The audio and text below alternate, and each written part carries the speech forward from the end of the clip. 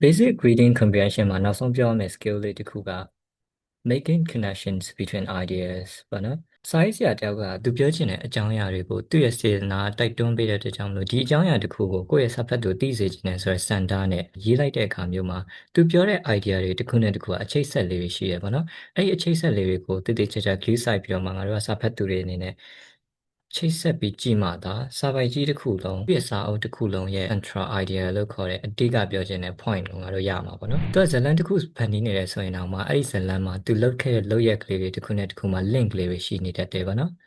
။အဲ့လို connection တွေကိုစာပိုက်တွေမှာတွေ့ရလို့အဓိပ္ပာယ်ဖွင့်လိုက်တဲ့အခါမှာ connection ၃မျိုးရှိရပေါ့နော်။ word level connection, sentence level connection and paragraph level connection ဆိုပြီးတော့မှ၃မျိုးရှိတယ်။အဲ့ထက်မှာ word level ကအသေးဆုံးပေါ့နော်။ဒီလိုပဲ GD မှာမေးခွန်းမေးချင်တဲ့အခါမျိုးမှာလည်း word level မှာပဲဖြစ်စေ sentence level မှာပဲဖြစ်စေမေးပါလိမ့်မယ်။ဘယ်လိုမေးတတ်လဲဆိုတော့ဒီစကားလုံးလေးကိုဒီစာပိုက်မှာဒီလိုမျိုးသုံးထားတယ်။အကယ်၍ဒီစကားလုံးလေးမရှိဘူးဆိုလို့ရှိရင်စာပိုက်တစ်ခုလုံးရဲ့ development လို့ခေါ်တဲ့စာရေးသူသွားနေတဲ့လမ်းကြောင်းကိုဘယ်လိုအနောက်ရှက်ပေးမလဲ။အကယ်၍ paragraph level ကိုမေးချင်တယ်ဆိုလို့ရှိရင်စာရေးသူက paragraph 3ကိုဒီလိုရေးထားတယ်။ဒီ paragraph 3ကစာပိုက်ကြီးတစ်ခုလုံးဘယ်လိုထောက်ပံ့ပေးလဲ။မေးခွန်းကဒီလိုမျိုးလာမှာပေါ့နော်။ဒါကြောင့်မလို့ဒီစာပိုက်တွေကိုတွေ့တာနဲ့ငါတို့ကပထမဆုံးစာပိုက်ကိုနားလည်အောင်ဖတ်တဲ့အခါမှာ analyze paragraph flow paragraph ကတစ်ခုနဲ့တစ်ခုချိတ်ဆက်ဘယ်လိုရှိနေလဲဘယ်လိုမျိုး flow ဖြစ်သွားလဲ transition တွေမှာတည်တည်ချာချာလေး cue စိုက်ပြီးမှလိုက်ရတယ်ပေါ့နော်ကျွန်တော် literary example တစ်ခုကိုချင်းကပ်တုန်းကလည်းပြောခဲ့ပူတယ် character တွေကပြောသွားတဲ့စကားတွေ character တွေရွေ့သွားတဲ့အရွေ့တွေနဲ့ပြောင်းလဲသွားတဲ့အပြောင်းလဲတွေမှာလိုက်ပြီးတော့မှစာဖတ်သူတွေစီးမျောသွားရတယ်လို့ကျွန်တော်ပြောရဲပေါ့နော်ဒီလိုပဲ informational text တွေကလည်းစာပိုက်တစ်ပိုင်းနဲ့တစ်ပိုင်းမှာအကူပြောင်းပြီးတော့ central ideas တွေကိုဘယ်လိုမျိုးစာရေးသူက develop လုပ်သွားလဲဆိုတော့ငါတို့ like ပြီးတော့ချိတ်ဆက်နိုင်စွမ်းရှိဖို့လိုတယ်ပေါ့နော်ဒီလိုမျိုးပဲ decipher text structure စာရေးသူတွေကသူတို့ပြောချင်တဲ့အကြောင်းအရာတစ်ခုနဲ့တစ်ခုမတူတာနဲ့သူတို့ရဲ့ structure လို့ခေါ်တဲ့စာပိုက်တွေဖွဲ့စည်းတည်ဆောက်တဲ့ပုံစံကလည်းမတူတော့ဘူးပေါ့နော်ဥပမာအင်တန်အရေးကြီးတဲ့ကျန်းမာရေးပြဿနာတစ်ခုအကြောင်းပြောနေတယ်ယောဂတစ်ခုအကြောင်းပြောနေတာထားပါတော့ဒါဆိုရင်ဒီယောဂတစ်ခုအကြောင်းပြောဖို့အတွက်ယောဂရဲ့အခြေအနေတွေလက္ခဏာတွေကိုအရင်ဆုံးပြောလိုက်တယ်ပြီးရင်ယောဂကုသမှုလို့ခေါ်တဲ့ treatment ကိုပြောတယ်ပြီးရင်ဒီယောဂကဘယ်လိုလွေမှာအဖြစ်များလေးရှိတယ်ဆိုတဲ့ဟာတွေကိုပြောတယ်ဒါဆို title လေးတွေနဲ့တည်တံ့ခွဲပြီးမှပြောသွားတာပါနော်အဲ့လိုမဟုတ်ဘဲနဲ့ကမ္ဘာမှာဖြစ်ပျက်နေတဲ့ serious ဖြစ်တဲ့ global warming issue အကြောင်းပြောရဲဆိုလို့ရှိရင် structure ကတစ်မျိုးဖြစ်သွားမယ်ပေါ့နော်အဲ့တော့ကိုပြောချင်တဲ့အကြောင်းအရာကိုပြောပြချင်တဲ့စေတနာကိုပြောပြမဲ့ audience ဒါတွေပေါ်မှာမူတည်ပြီးတော့မှစာပိုက်တွေရဲ့ structure တွေတစ်ခုနဲ့တစ်ခုမတူဘူးဆိုတာကိုလည်းသိလိမ့်မယ်လို့ထင်ပါတယ်ဒီလိုစာပိုက်ဖတ်တဲ့အခါမှာဥပမာ paragraph 1ကိုကြည့်လိုက်တာ ਨੇ ဘာလို့ဒီစာပိုက်ကဒီနေရာမှာရှိနေတာလဲဆိုတာကိုကိုပြန်ပြီးတော့မှမေးသွားပါတော့ဒီစာပိုက်ကဘယ်လိုမျိုး function လုပ်နေတာလဲစာပိုက်ကြီးတစ်ခုလုံးအတွက်ဒီ paragraph လေးတစ်ခုကဘာကိုပြောနေတာလဲဒီလိုပဲစာကြောင်းလေးအကြောင်းကိုတွေ့ပြီဆိုလို့ရှိရင်ဒီစာကြောင်းလေးကဘာလုပ်နေတာလဲစာပိုက်ကြီးတစ်ခုလုံးရဲ့ development မှာသူကဘယ်လိုထောက်ပံ့ပေးလဲဒါမျိုးတွေမေးသွားဖို့လိုတယ်ပေါ့နော် the same way စကားလုံးတစ်လုံးမှာလည်းဒီစကားလုံးလေးတစ်လုံးရှိနေခြင်းအပြင်ဒီ paragraph မှာဘယ်လိုအဓိပ္ပာယ်တွေပြောင်းသွားလဲအရင် lesson တွေမှာ main idea နဲ့ supporting details တွေကိုပြောခဲ့တယ်ဆိုတော့အလကားပြောခဲ့ရမှာပေါ့နော် topic sentence လို့ခေါ်တဲ့ main idea ကိုတည်ထားတဲ့စာကြောင်းလေးတစ်ကြောင်းကိုဘယ်လိုရှာမလဲအဲ့လိုမျိုးပဲဒီ topic sentence ရဲ့အောက်မှာ main idea လေးကို supporting လုပ်ပေးသွားတဲ့ details တွေကိုဘယ်လိုသုံးသပ်မလဲဒါတွေငါတို့ကအရင် video မှာပြောခဲ့ပြီးပြီပေါ့နော်စာပိုက်တွေကိုဖတ်တဲ့အခါမှာလည်းဒီလိုမျိုးပဲလုပ်သွားရမယ်ဒီစာပိုက်ကြီးတစ်ခုလုံးခြုံကြည့်လိုက်ရင်အဓိကသူပြောနေတာပါလဲဒီစာပိုက်မှာတိတ်ပြီးအရေးမကြီးဘူးလို့ထင်တဲ့အချက်လေးတွေကပါလဲအဲ့လိုအချက်လေးတွေဆိုလို့ရှိရင်ကအရေးမကြီးတဲ့အချက်လေးတွေဆိုရင်ဖော့ပြီးတော့ဖတ်ရမယ်ပေါ့နော်ကျွန်တော်အရင်ကပြောခဲ့ပူတဲ့ main idea ရဲ့ position လေးတွေကိုပြန်ပြောမှနှွေးကြည့်အောင် main idea ရှိနိုင်တဲ့နေရာကရုပ်ပြအပြင်၄နေရာရှိတယ် at the beginning in the middle at the end at the beginning and end ဒီလိုမျိုးပဲ supporting details တွေကလည်းအမျိုးအစားအမျိုးမျိုးရှိရပါတော့သူက factual evidence လို့ခေါ်တဲ့အချက်လက်လေးတစ်ခုကိုသက်သေအနေနဲ့ထည့်ပေးတာမျိုး examples တွေပေးတာမှမဟုတ်လို့ရှိရင်လည်း scientific research တစ်ခုအကြောင်းပြောနေတဲ့အခါမှာအဲ့ဒီ research ကိုတကယ်လုပ်ခဲ့တဲ့ပုဂ္ဂိုလ် expert တူရဲ့ပြောတဲ့စကားလေးတွေကို quotation နဲ့ထည့်ပြောတာမျိုးနောက်တစ်ခါ sensory description အဖြစ်အပျက်တစ်ခုအကြောင်းပြောနေဆိုရင်ဒီအဖြစ်အပျက်ကိုတကယ်မြင်နေရစေမဲ့စကားလုံးလေးတွေ descriptions လေးတွေဒီလိုမျိုးရေးတာမျိုးပေါ့နော်ဒါတွေက supporting details ရဲ့ type တွေပါပဲစာပေတစ်ခုဖတ်တဲ့အခါမှာဘယ်ဟာက main idea လဲဘယ်ဟာ supporting details လဲဒါလေးကိုခွဲခြားပြီးတော့မှတစ်ခါတည်းဖတ်သွားဖို့အရေးကြီးတယ်ပေါ့နော်ဒါဆိုရင်ဒီစာပိုက်ကိုအရင်ဆုံးအကျဉ်းနားလည်သွားအောင်ဘယ်စာကြောင်းမှမကြော်ဘဲနဲ့ဖတ်ပါမလိုတဲ့အသေးစိတ်ချက်လက်တွေကိုဖော်ပြီးတော့မှဖတ်ပါ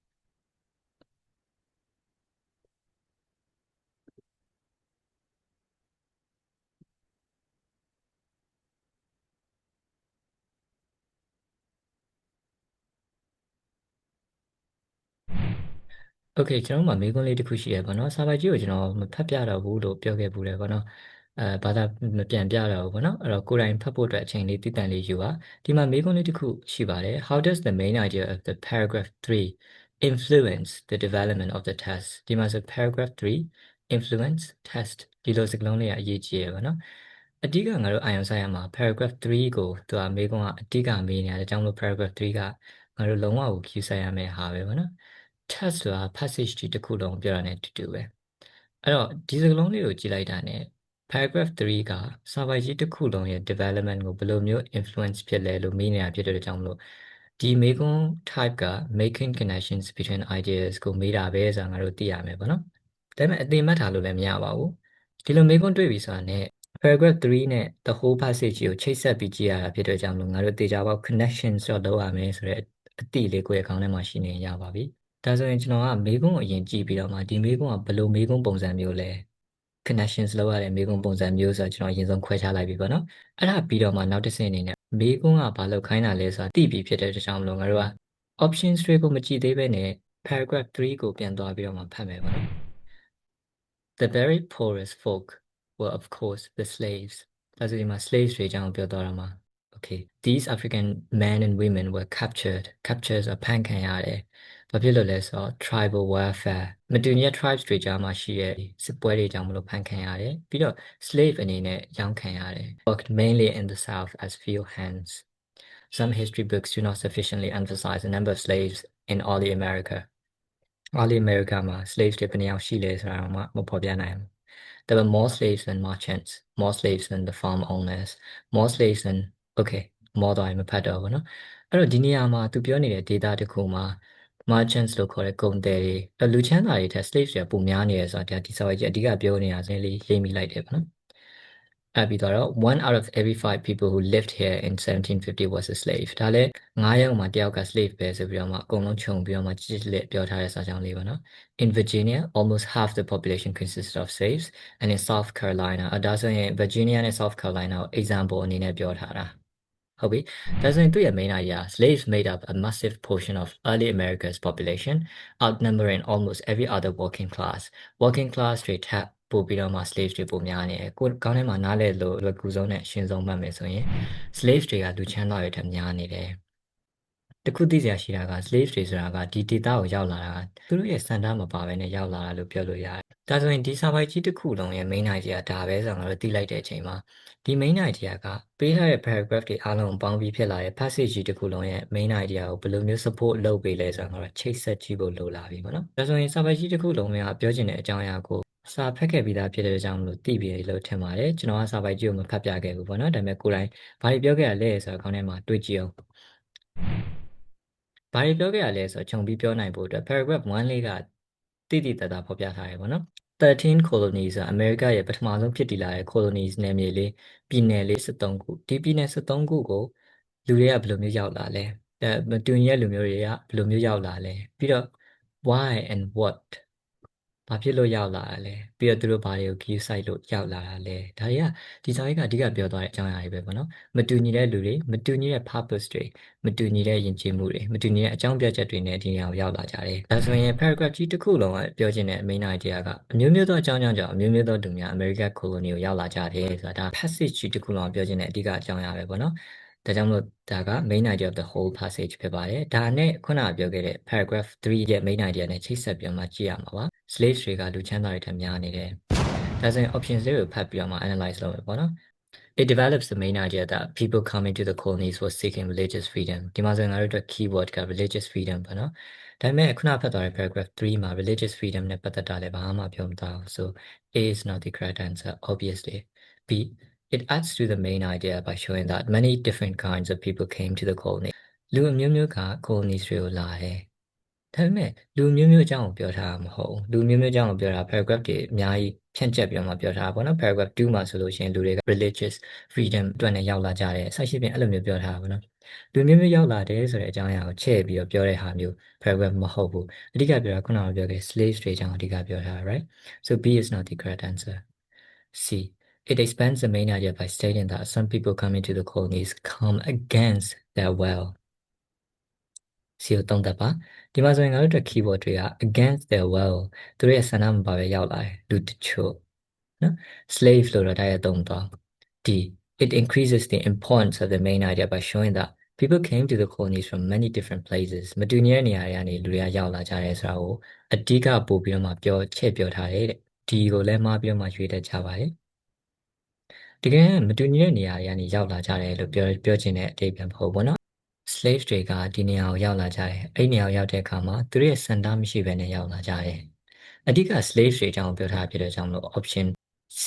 D မှာ option C ကအမှန်ဆုံးဖြစ်ပါတယ် so ခဏတော့ပြောခဲ့တဲ့အတိုင်းငါတို့ရဲ့ connections တွေလုပ်တဲ့အခါကျလို့ရှိရင် word level sentence level paragraph level 3မျိုးရှိရဖြစ်တဲ့ကြောင့်မလို့မေးခွန်းကလည်း3မျိုးလာလိမ့်မယ်ပေါ့နော်ဒီစကားလုံးလေးကိုဒီ paragraph မှာဒီလိုသုံးထားတယ်ဒါဆို paragraph ကြီးတစ်ခုလုံးသို့မဟုတ် sentence တစ်ခုလုံးအတွက်ဒီစကားလုံးလေးကဘယ်လိုအကျိုးသက်ရောက်မှုဖြစ်စေလဲ sentence level ဆိုရင်လည်းဒီ sentence ကိုဒီ paragraph မှာဒီနေရာမှာသုံးထားတယ်ဒီ sentence လေးမရှိဘူးဆိုရင် paragraph ရဲ့ development ကိုဘယ်လိုအကျိုးသက်ရောက်မှုဖြစ်မလဲ paragraph level ဆိုရင်ခုနကတွေ့ခဲ့မေးခွန်းလေးလိုမျိုးပေါ့နော်ဒါဆိုရင်ကျွန်တော်တို့လုပ်သွားတဲ့ approach ကိုနည်းနည်းလေးပြန်ပြီးတော့မှ summarize လုပ်ကြည့်အောင်ပေါ့နော်ပထမဆုံးလုပ်လိုက်တာကမေးခွန်းကိုအရင်ဖတ်လိုက်တယ်မေးခွန်းအရင်ဖတ်လိုက်တဲ့အခါမှာဘာမေးခွန်းမျိုးစားလဲ question type ဆိုတာငါတို့သိလိုက်တယ်ပေါ့နော်ဒါကြောင့်မလို့ပထမဆုံးလုပ်ပါစာပိုက်ကြီးကို generally ခြုံငုံပြီးတော့မှဖတ်ပြီးသွားတဲ့အခါမှာမေးခွန်းကဘာမျိုးစားလဲဆိုတာသိဖို့အတွက်မေးခွန်းကိုအရင်ဖတ်ရတယ်ဒါဆိုဒီမှာ paragraph 3က the whole passage ပေါ်မှာဘယ်လို influence ဖြစ်လဲဆိုတော့ connection လောက်ခိုင်းနေတဲ့မေးခွန်းမျိုးဆိုတာငါတို့ကသိလိုက်တယ်ပေါ့နော်ဒါဆိုရင်ပထမဆုံးလုပ်ရမယ့်လုပ်က identifying the question type and the second step is အဲ့လိုမျိုး question type ကိုသိသွားတဲ့အခါမှာဒီလို question type ကိုဖြေဖို့အတွက်ဆိုရင်ငါတို့ဘာ skill တွေလိုအပ်လဲဒါသိဖို့လိုတယ်ပေါ့နော်ခုနကလောက်သွားတဲ့ပုံစံအတိုင်းလုပ်မယ်ဆိုလို့ရှိရင် options တွေကိုမဖတ်ခင်မှာ paragraph ကိုတစ်ခေါက်ခဏလေးပြန်ပြီးတော့မှဖတ်လိုက်တယ်ဒါဆိုမြန်မြန်ပဲဖတ်တာနော်ငါတို့လုံးဝပထမတစ်ခေါက်ဖတ်ပြီးသားဖြစ်တဲ့ကြောင့်မလို့ paragraph 3ကဘာပြောထားလဲဆိုတာကိုသိုံလောက်လေးပဲပြန်ပြီးတော့မှသွားပြီးတော့ဖတ်တာပေါ့နော်။ဘာဖြစ်လို့လဲဆိုတော့ paragraph တွေအားလုံးကိုဒီပိုင်းနဲ့ဖတ်လိုက်တဲ့အချိန်မှာဘယ် paragraph ကဘာအကြောင်းအရာပြောထားတာဆိုတော့ခဏလေးခေါင်းထဲမှာမေ့သွားတယ်တဲ့ပေါ့နော်။အကြောင်းလို့ paragraph 3ကိုငါတို့ပြန်သွားပြီးတော့မှဖတ်လိုက်တာပါ။ paragraph 3ကိုပြန်သွားဖတ်လိုက်တဲ့အခါမှာငါတို့သုံးသွားတဲ့ skills တွေကိုမြင်လိုက်လား main idea ကိုဆွဲထုတ်တယ်။မလိုအပ်တဲ့ details တွေကိုအရင်ကြီးဖတ်မနေဘူး queue site ကိုဒါ skills တွေပဲပေါ့နော် main idea လေးကိုရှာတတ်တဲ့ skills နောက်တစ်ဆင့်ကဘယ်နည်းလမ်းသုံးမလဲ strategies အဲ့တော့ strategies တွေကကြတော့ဒီ question type ကိုဖြေတဲ့ပုံစံနဲ့အခြား question type ကိုဖြေတဲ့ပုံစံနဲ့မတူနိုင်ဘူးပေါ့နော်ဒီ question type မှာငါတို့အဓိကလောက်သွားတာက skimming လောက်သွားတာလို့ပြောလို့ရတယ်ပေါ့နော်ဒီ paragraph ကြီးတစ်ခုလုံးရဲ့ main idea လေးကိုခြုံပြီးတော့မှအပေါ်ယံလေးဆွဲဖတ်လိုက်တာမျိုးပေါ့နော်ဒါက strategies နောက်ဆုံးတစ်ဆင့်ကြတော့မှတစ်ခုချင်း options လေးကိုစစ်ဆေးရတဲ့ options analysis ကိုရောက်တယ်ပေါ့နော်အဲ့တော့မေးခွန်းတိုင်းကိုဒီလိုမျိုးပုံစံနဲ့ချင်းကပ်ဖို့ကျွန်တော်အကြံပြုပါတယ်ကျွန်တော်ပထမဆုံးလုပ်တာကမေးခွန်းဖတ်တယ်မေးခွန်းကဘာမျိုးစားလဲခွဲကြတယ်ပြီးရင်ဒီမေးခွန်းမှာ paragraph 3ကိုသွားဖတ်ဖို့လိုတဲ့အတွက် paragraph 3ကိုပြန်သွားလိုက်တယ်ပြီးရင် option လေးတွေကိုစစ်တယ်ဒါ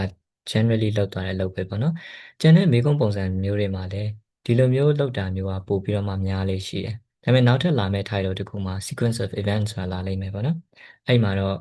သွားတဲ့ approach ကတော်တော်ကြီးကွဲသွားပါလိမ့်မယ်အရင် video တွေမှာကျွန်တော်က approach တွေနဲ့ strategies တွေအပိုင်းကိုတီးတန့်ပြောမထားခဲ့ဘူးပေါ့နော်။ဘာဖြစ်လို့လဲဆိုတော့ video တွေအရန်ရှည်သွားမှဆိုရင်နာရဲ့ပြောချင်တဲ့အရာကိုကွက်ကွင်မထိသွားမှကြောက်တာရဲ့အတွက်ကြောင့်မလို့အဓိက skills တွေကိုပဲအဓိကပြောသွားပါနော်။ basic critical reading skills တွေမှာဘာတွေပြောခဲ့လဲ main idea ဘယ်လိုရှာမလဲ detail ဆိုတာဘာလဲအဲ့လို main idea ကိုစာရေးသူကတိုက်ရိုက်ဖော်ပြမထားရင်ဘယ်လိုခေါ်လဲဒီလိုအခြေအနေမျိုးမှာဘယ်လိုသုံးသပ်မလဲပြီးရင် making inferences and drawing conclusion ဒါတွေအကုန်လုံးက skill တွေပေါ့နော်ကိုယ့်အတွက်လိုအပ်တဲ့အလုပ်ကိုလုပ်နိုင်ရမယ့်အရာလေးပေါ့နော်စာပိုက်တစ်ခုကိုတွေ့ပြီဆိုတာနဲ့အဲ့ဒီစာပိုက်ကိုဘယ်လိုခြုံငုံပြီးတော့မှကြည့်မလဲအဲ့ဒီစာပိုက်ထဲမှာရှိတဲ့အချက်လက်ကလေးတချို့ကိုဆွဲယူပြီးတော့မှဒီအချက်လက်လေးရဲ့နောက်ကွယ်မှာပုံနေတဲ့ inferences တွေကိုဘယ်လိုရှာမလဲပြီးတော့ evidence တွေကိုနင်းပြီးတော့မှဘယ်လိုရအောင် conclusion သွားမလဲဒါတွေကိုငါတို့ပြောခဲ့ပြီးပြီပေါ့နော်ဒါကြောင့်မလို့ making connection between ideas ကနောက်ဆုံး title ဖြစ်တဲ့အတွက်ကြောင့်မလို့ကျွန်တော်ဒီ video ရဲ့အဆုံးမှာနောက်ထပ် video တစ်ခုရှိပါတယ်အဲ့ဒီ video ထဲမှာတော့ skill question types strategies ဒီသုံးခုလုံးကိုကျွန်တော်အကုန်လုံးချုပ်ပြီးတော့မှကျွန်တော်ပြောခဲ့ပြီးသား title တွေအားလုံးအတွက်အချုပ်အနေနဲ့ video လေးတစ်ခုထပ်ပြီးတော့မှတင်ပေးပါမယ်အဲ့ဒီ video လေးကိုတော့မဖြစ်မနေကြည့်ပေးပါ